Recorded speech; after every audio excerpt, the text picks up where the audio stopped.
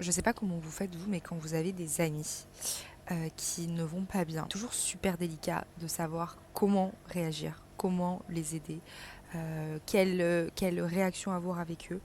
Typiquement, là, cette semaine, j'ai deux personnes très proches qui vont pas bien parce qu'elles me l'ont dites.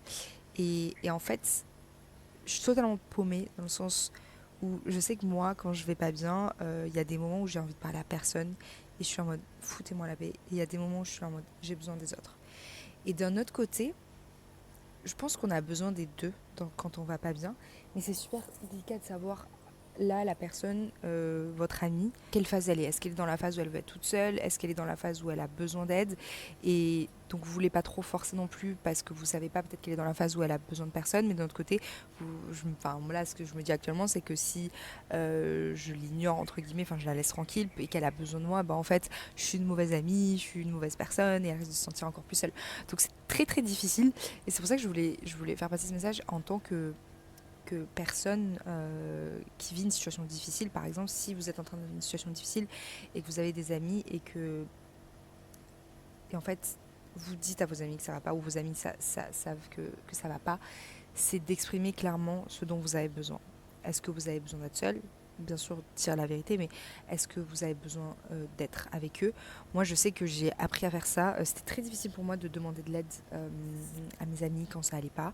Et je me souviens, à un moment, j'étais à New York, j'étais à Central Park, donc il y a 2 mois, et j'étais au fond du trou. J'étais vraiment pas bien.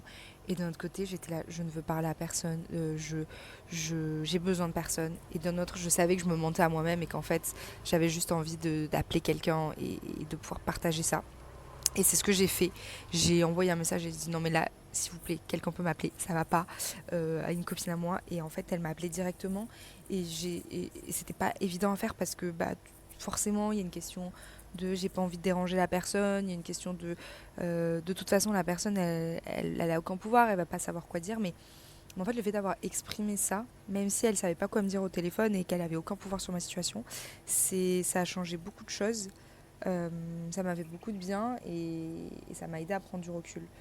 Donc en fait la chose que je voulais dire c'est plutôt pour vos amis qui savent pas comment réagir comme moi dans cette situation, n'hésitez pas à leur verbaliser plutôt que de disparaître et de ne rien dire et de juste lâcher une bombe en mode ça va pas du tout, il s'est passé ça. Mais c'est d'exprimer ce dont vous avez besoin, c'est hyper important et ça permet d'avoir de bonnes relations. De toute façon, la qualité des relations qu'on a avec des personnes, c'est lié à notre communication. On le sait, la communication, c'est la base de tout. Donc voilà, je vous incite